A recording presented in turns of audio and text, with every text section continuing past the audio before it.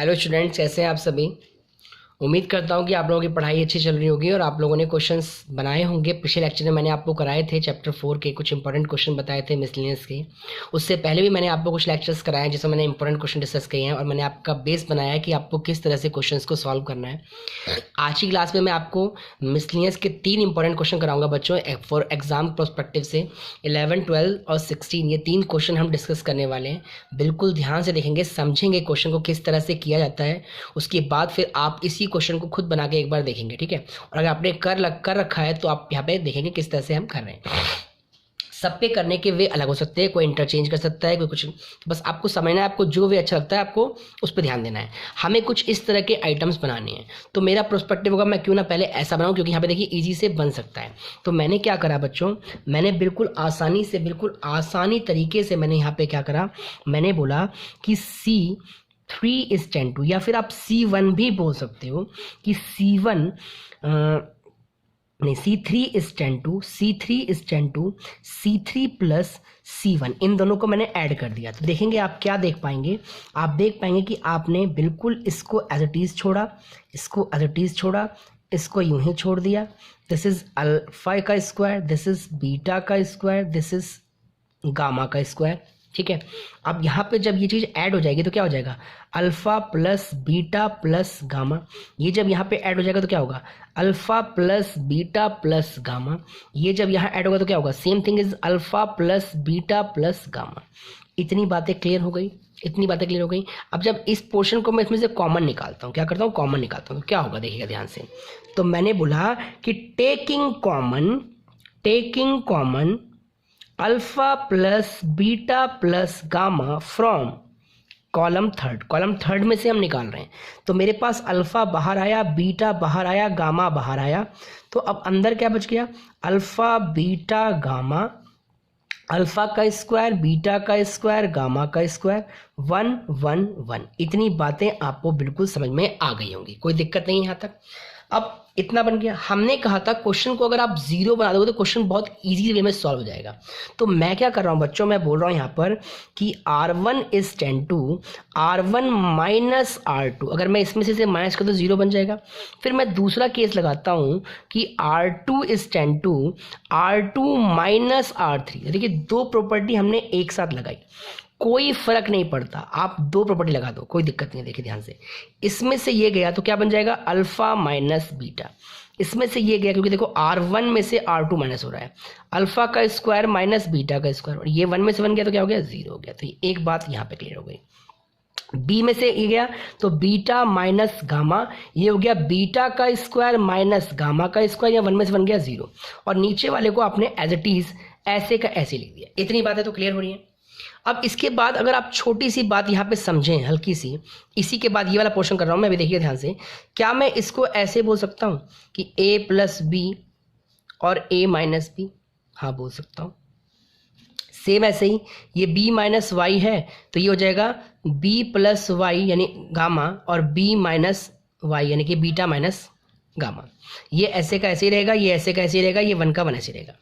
अब इसमें से भी आप कॉमन निकालिए, लिखिए यहाँ पर टेकिंग कॉमन लिखेंगे, taking common alpha minus beta and beta minus gamma from row 1 and row 2।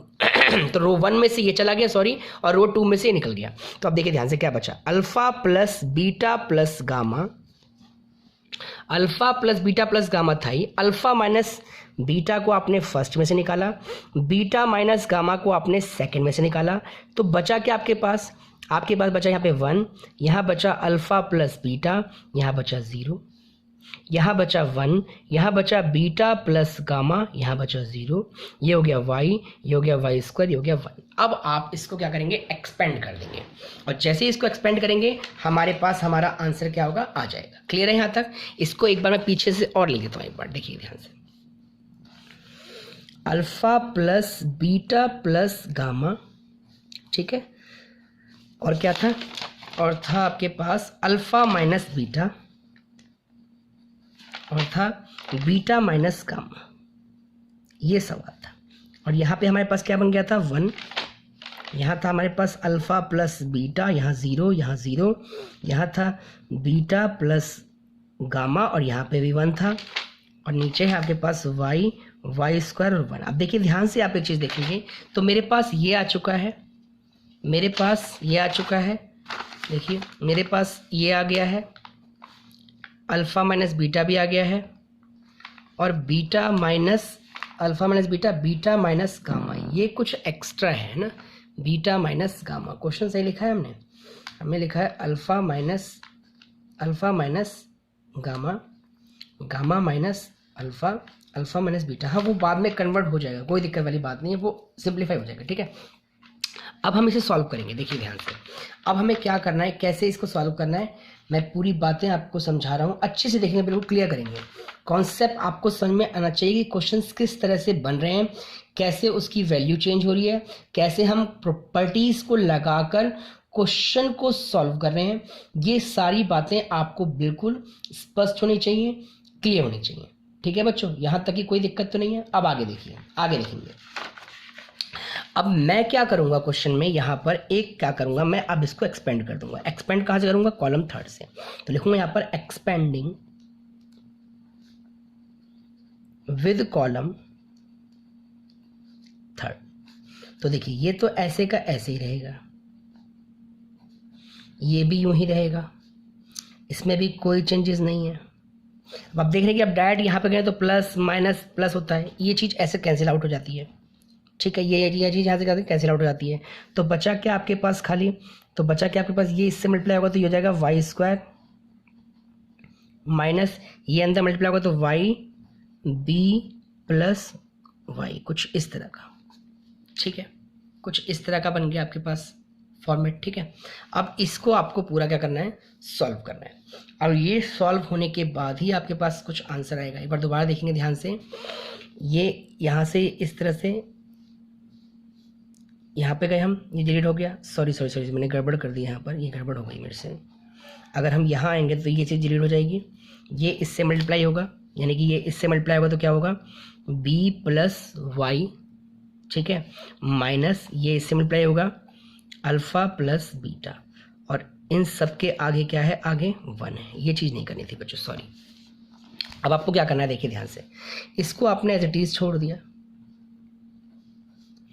Alpha minus beta, beta minus gamma, और यहाँ देखिए इसे सॉल्व करेंगे तो क्या होगा, बीटा प्लस गामा माइनस का अल्फ़ा माइनस का बीटा, तो बीटा से बीटा क्या हो गया, कट गया। तो आपके पास जो चाहिए था वो आंसर यहाँ पे आ गया, alpha minus beta, beta minus gamma और गामा माइनस अल्फ़ा। यही आपके पास आंसर क्या है, आना था, alpha minus beta, beta minus gamma, gamma minus alpha, और alpha plus beta plus gamma. शायद हो सकता है मेरे को यहाँ पर क्वेश्चन तो हमने सही ही लिखा है, alpha minus beta, beta minus gamma, gamma minus alpha, बिल्कुल सही है।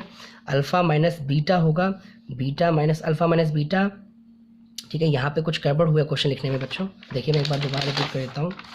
आपका पास यहाँ पे अल्फ़ा माइनस बीटा, ठीक है, ये होगा क्वेश्चन में, है ना, ये प्रूफ करना है आपको, अल्फ़ा माइनस बीटा और यहाँ पे है बीटा माइनस गामा। एक बार मैं दोबारा इस चीज़ को लिख देता हूँ, देखिए आपको प्रूफ करना है अल्फ़ा माइनस बीटा, ठीक है, बीटा माइनस गामा, ठीक है, गामा माइनस अल्फ़ा और alpha plus beta plus gamma. ये चीज़ प्रूव करनी है, थोड़ा लिखने में प्रॉब्लम हो गई। ये चीज़ हमारे पास आंसर आ चुका है, आप बिल्कुल अच्छे से देख सकते हैं। इस क्वेश्चन को आप एक बार करेंगे, अपनी बुक में भी एक बार क्वेश्चन अच्छे से देख लेंगे, क्वेश्चन क्या लिखा है, जिस हिसाब से हमें वैल्यूज़ बनानी होती है उसको हम बनाने का पूरा प्रोस्पेक्टिव देखते हैं, पूरा कोशिश करते हैं।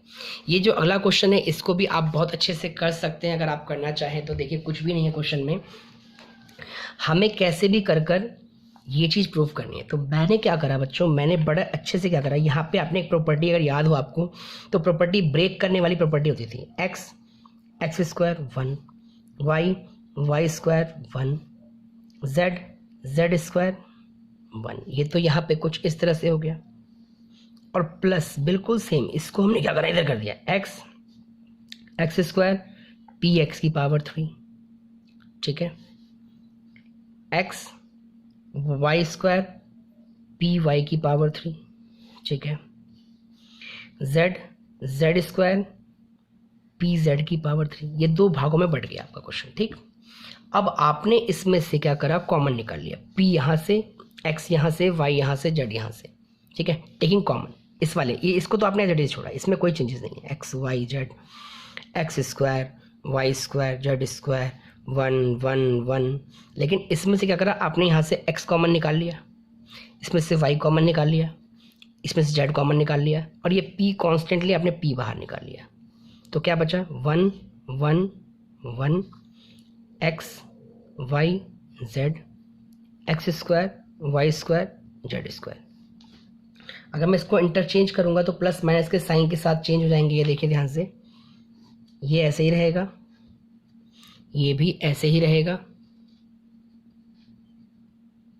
प्रॉपर्टी अगर आप देखो ध्यान से, प्रॉपर्टी देखो, तो अगर मैं इसको यहां लेके आऊंगा एक्स वाई जेड और ये 1 यहाँ आएगा, तो आगे एक माइनस आएगा, फिर ये चीज़ यहाँ आएगी और ये वाली चीज़ यहाँ जाएगी, तो एक माइनस और आएगा, जिसकी वजह से क्या होगा, प्लस हो जाएगा, जिसकी वजह से साइन क्या होगा, प्लस हो जाएगा।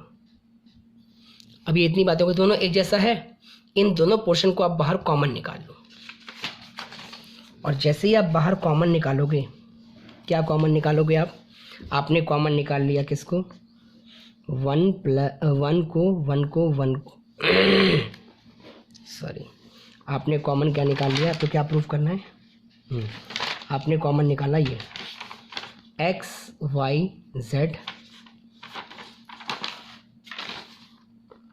X square Y square Z square 1 1 1, ये पोर्शन पूरा बाहर कॉमन आ गया। तो इस तरफ क्या बचा 1 प्लस यहाँ क्या बचा पी एक्स वाई जेड, देखिए ना ध्यान से, दोनों में है ये चीज़ बाहर आ जाएगी, तो यहाँ बचा 1 और ये बचा पी एक्स वाई जेड। तो एक चीज़ तो आपके पास आ गई, अब आपको ये लाना है, तो ये लाने के लिए आप इसको बहुत आसानी से एक्सपेंड कर सकते हैं। कैसे एक्सपेंड करना है देखिए ध्यान से, आप यहाँ पे प्रॉपर्टी लगाएंगे, आप बोलेंगे R1 is 10 to R1 minus R2, और फिर बोलेंगे R2 is 10 to R2 minus R3। ये प्रॉपर्टी लगाते ही क्वेश्चन सॉल्व हो जाएगा। इसमें से ये गया, इसमें से ये गया, इसमें से ये गया 0, इसमें से ये गया y minus Z, this is Y square minus Z square 0 Z Z square 1, और ये आपके पास जो क्वेश्चन है 1 P plus X Y Z, ये भी आप इसको ऐसे लिख दीजिए। अब आप जानते हो कि बाहर कॉमन निकाल सकते हैं तो आप लिख दीजिए टेकिंग कॉमन, आप लिख सकते हैं taking common x minus Y and y minus Z from row first and row second. जैसे ही आपने यहाँ पे बाहर निकाला p plus X, p plus 1 plus P X Y Z, और यहाँ से x माइनस वाई बाहर आ गया, यहाँ से y माइनस जेड बाहर आ गया, तो क्या बचा देखिए 1 बचा, x प्लस वाई बचा 0 बचा, यहाँ क्या बचा 1 बचा, y प्लस जेड बचा 0 बचा, यहाँ क्या बचा z जेड स्क्वायर 1। और अब मैं जब इसको एक्सपेंड करूँगा, खाली इस पोर्शन को मैं एक्सपेंड करके यहाँ पे आपको दिखा दूँ, जब मैं इसको एक्सपेंड करूँगा तो क्या आएगा मेरे पास y प्लस जेड आएगा, फिर माइनस हो जाएगा, माइनस में यहाँ पर x और यही माइनस में y, तो y से y क्या हुआ, कट गया। तो जो चाहिए था आपको वो आ गया 1 plus P X Y Z, आपके पास x minus Y, y minus Z, और ये रहा z माइनस एक्स। यही चीज़ तो आपको चाहिए थी। ये देखिए, ये देखिए, तो थोड़ा सा अच्छे से क्लियरली वे में आप इसको बना सकते हैं, बहुत बढ़िया से आप इसको सॉल्व कर सकते हैं। उम्मीद करता हूँ कि ये क्वेश्चन आप कर लेंगे। अब जो एक क्वेश्चन है बच्चों, इसको करना आपको खुद ही है, और इसका आंसर बताना है एक्स और वाई का क्या आंसर आ रहा है। ये करेंगे आप, मैं आपको बस थोड़ी सी इसमें हिंट दूंगा, करेंगे आप ही इस क्वेश्चन को, वही मैट्रिक्स मेथड से सॉल्व करना है, लेकिन ये इस तरह से क्वेश्चन बन गया तो ये प्रॉब्लम क्रिएट कर सकता है आपको। तो क्या करना है आपको, लेट कर लेना है 1/x को सपोज आपने u मान लिया, आपने 10th में करा था ऐसे, 1/y को आपने v मान लिया, और 1/z को आपने w मान लिया। तो इससे ये क्वेश्चन क्या बन जाएगा, ये बन जाएगा 2u 3v 10w equal to में 4, this is equation number first. ये क्या बन जाएगा 4u 6v 5w 1 equation number second. देखिए एक्स वाई जेड तो पहले से ही तो हम मान नहीं सकते, 6u 9v 20w equal to में 2 सेक थर्ड इक्वेशन। अब ये 3 इक्वेशन हो गई। अब इससे आप एक मैट्रिक्स क्रिएट करेंगे। एक मैट्रिक्स कैसे क्रिएट करेंगे? ऐसे 2 4 6 3 - 6 9 10 5 माइनस का 20, ये 6 हो गया। उसके बाद यहाँ लिखेंगे आप क्या, यहाँ एक्स वाई जेड नहीं, आप लिखेंगे यू वी डब्ल्यू। जब यू वी डब्ल्यू की वैल्यू आएगी तो वो यहाँ रख के आप एक्स वाई जेड की वैल्यू निकालेंगे, जैसे आप 10th में करते थे। तो ये हो गया 4 1 2, ये इस तरह से आ गई। अब इसको आपने बोल दिया ए, इसको आपने बोल दिया एक्स, इसको आपने बोल दिया बी। और आप भी जानते हैं कि एक्स की वैल्यू कैसे आएगी, जब ये उधर जाएगा तो ए इनवर्स बी। अब ये फॉर्मेट आपको पूरा मैंने बहुत ही अच्छे से समझाया है कि आपको पहले ए इनवर्स निकालना है। तो इसको करने के लिए आपको पहले डिटरमिनेंट ऑफ ए निकालना है, फर्स्ट स्टेप। फिर आपको कोफैक्टर निकालना है, मैंने पिछले लेक्चर में सिखा रखा है। फिर आपको एडजॉइंट ऑफ ए निकालना है, ठीक है। एडजॉइंट ऑफ कैसे आता है, ट्रांसपोज ऑफ कोफैक्टर होता है। फिर आपको ए इनवर्स निकालना है, जिसका फॉर्मूला होता है एडजॉइंट ऑफ ए अपॉन में डिटर्मिनेंट ऑफ ए। इतने सारे फीचर्स करने के बाद यहाँ वैल्यू रखोगे, आप मल्टीप्लाई करोगे, सॉल्व करोगे, आपके पास यू वी डब्ल्यू की वैल्यू आएगी और फिर वो वैल्यू को यहाँ पुट कर दोगे। तो आप इसका आंसर मुझे बताएंगे करने के बाद कि एक्स की वैल्यू क्या है, वाई की वैल्यू क्या है और जेड की वैल्यू क्या है। इस लेक्चर को देखने के बाद आप इस क्वेश्चन को पूरा सॉल्व करेंगे और मुझे इसका आंसर बताएंगे कि एक्स का आंसर क्या है, वाई का आंसर क्या है, जेड का आंसर क्या है। आप कमेंट सेक्शन में जाकर लिखेंगे कि इस क्वेश्चन में एक्स और वाई और जेड का आंसर क्या है। अगर आपको ये क्वेश्चन समझ में आया है और आप समझने में सक्षम हो, मेरी बातें आप तक पहुंच रही हैं और आप समझ पा रहे हो कि मैं आपको क्या समझाना चाह रहा हूं, तो आप ये क्वेश्चन सॉल्व करिए और कमेंट सेक्शन में जाकर लिखिए कि एक्स की वैल्यू ये है, वाई की वैल्यू ये है, जेड की वैल्यू ये है। तो आप अभी लग जाइए, कॉपी पेन उठाइए और इस क्वेश्चन को पूरा सॉल्व करिए और आंसर बताइए। अगर आपका आंसर सही होगा तो ठीक है, अगर आपके आंसर्स गलत होते हैं या आपको नहीं आता है तो आप वो भी कमेंट सेक्शन में लिखिए। मैं नेक्स्ट लेक्चर में आपको ये क्वेश्चन कंप्लीट करा दूंगा। अच्छा, आप मुझे बताइए कि अब नेक्स्ट लेक्चर में मैं आपके 5th चैप्टर स्टार्ट कर देता हूँ। 5th चैप्टर स्टार्ट करना है आपको या 2nd चैप्टर करना है? देखिए, आपका 3rd चैप्टर हो चुका है, 4th चैप्टर हो चुका है। अगर आप कहेंगे 5th चैप्टर कराएं तो मैं 5th चैप्टर कराऊंगा। अगर आप 2nd चैप्टर कहेंगे तो मैं 2nd चैप्टर स्टार्ट करूंगा। तो आप कमेंट सेक्शन में मुझे ये भी बताइए कि आपको 2nd चैप्टर करना है पहले या पहले 5th चैप्टर करना है। दोनों में से जो भी आप कहेंगे मैं वही स्टार्ट करूंगा। तो आज के लिए इतना ही।